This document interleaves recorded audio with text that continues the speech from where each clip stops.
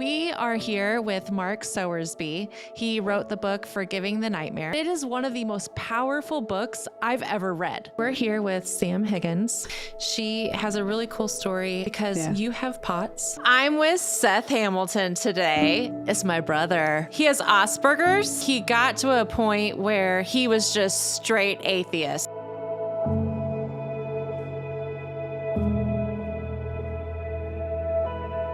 Whenever I was going through middle school, I was being picked on incessantly, and I would come home crying. I would become really depressed. I would attempt suicide a number of times.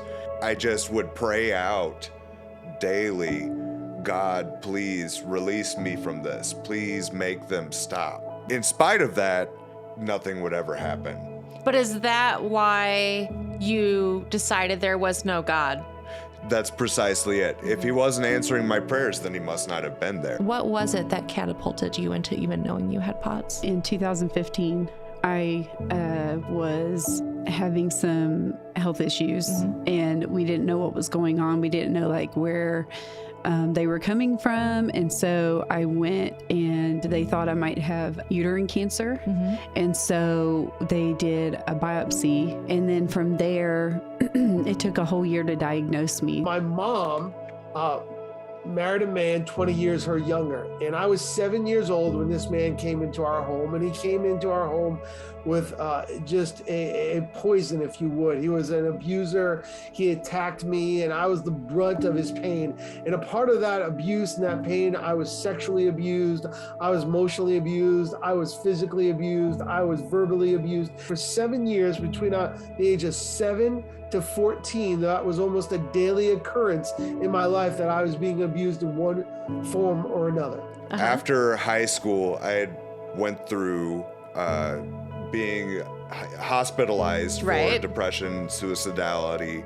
I would go on to study languages in Guatemala and in France. I was given an opportunity to go work as a bartender in the Southern Alps of France. I ended up getting the job. I was supposed to fly there on November 18th of 2008, and they denied my visa. Then I would get a call from the NICE Foundation, and they said they needed a translator because they had acquired a lot of new schools and sites that they were serving in Nicaragua. And so I went down there, and I ended up touching down in Managua, the capital, on November 18th of 2008, the same day I was supposed to touch down in France. Wow. So, I mean, you could see where God had just given me the detour. Yeah. And whenever I went on that trip, it was such a healing experience for me because I saw Christians who were backing up what they preached. 2018 was probably the worst, but the best year because I feel like when you're at your worst, you can either run to Jesus or you run away. I almost lost my marriage. I almost lost everything because, the enemy had convinced me that I was a burden.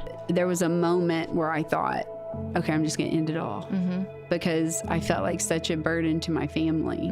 I mean, there was a second there and my phone rang. It was my dad, and I was crying, and he was like, Manthe, what's wrong? And I was just telling him about what was going on. And my dad said, tomorrow's a new day. I think one of the hardest scars that I was left with, that I still deal with today, is that my insecurity, the lie of the lack of value. My abuser left me insecure. He stole my dignity. He stole my value. He stole my importance.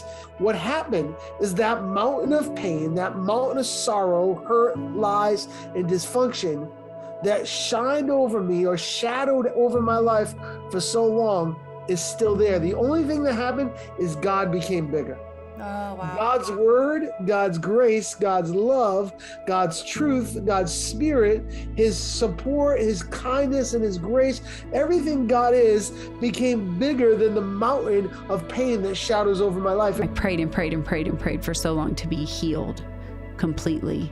But I really feel like God has healed me because what I've went through in the last 7 years, I'm further along in my walk with the Lord than I would have been if I hadn't had POTS. I love that. And so I am thankful for it. What an amazing perspective. One of the things I came to find, actually, while I was in the hospital, I remember I was so focused on all the things that I thought were awful in my life. And we had to make a memory necklace. So you would take these beads and each bead represented a memory.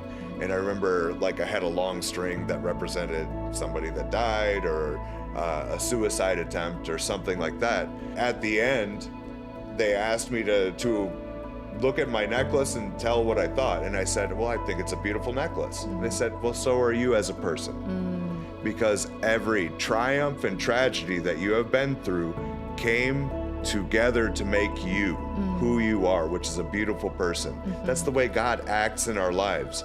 All of those form you in who you are, and you need to honor everything that has happened, because that's what's brought you to who you are and where you are and how God is going to use you.